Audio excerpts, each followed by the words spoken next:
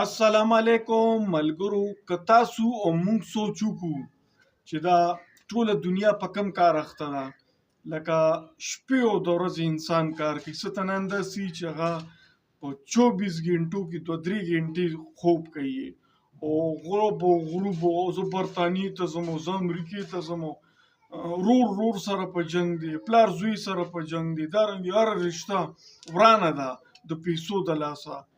او په دې پیسو لکه مطلب دا یو شی دی، پکې یو شی ادا خېټه، که دا خېټه الله نه وي پیدا کړې که نه، نو زه وایم چې نه به څوک به د کټ هم نه پاسېدلي.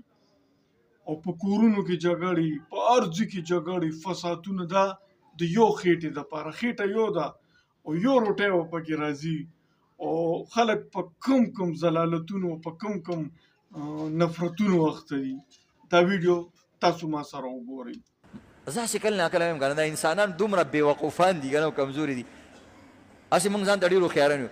الله رب العزت دا ټول انسانان صرف په یو خېټه باندې اخته کړي دي او لګیا دي، بل کار د سره شته نه دی. موږ ډېر هوښیاران یو، صرف یو خېټه ده بس. دا موږ څومره چې راجمع شو ټول کاروبار کوو که نه، موږ د خوراک دپاره یې کوو که نه. په یو خېټه داسې عجیبه شی الله پیدا کړی چې د دنیا دا ټول مخلوقات یې پرې مشغول کړي دي. حالانکې په یو څیز باندې یو سړی په یو شي دوکه کوي، بل ورته یې په آرام کښېنه، زه په دې نه دوکه کېږم، او بل په بل څه دوکه شي، بل په بل څه دوکه شي. په یو شي باندې سړی ډېر نه دوکه کېږي. او الله رب العزت صرف یو خېټه انسان سره داسې پیدا کړې ده چې د انسان بې اختیاره ګرمۍ، سردي، فلاني، جاب، بوډا شي بیا هم ګټي، صرف د خېټې دپاره.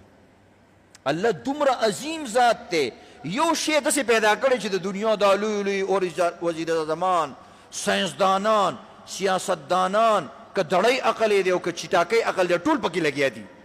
دې ته وایي د الله ذات. ځکه خوراک یې ټولو سره تړلی. وزیر اعظم صاحب هم وایي زه سیر وړه پیدا کوم، او ورونه لینډلاډ هم وایي سیر وړه پیدا کوم، او غریب هم وایي زه سیر وړه پیدا کوم. یو ویډیو تاسو وکتله چې د علم وویل چې یو خېټه الله پیدا کړې ده، یو خېټه، او داسې د کمال شی پیدا کړی دی چې ټوله دنیا یې مصروفه کړې ده، ټوله دنیا مصروفه ده صرف د یو خېټې دپاره. امید دی چې نننۍ ویډیو به ستاسو ډېره خوښه شي وي.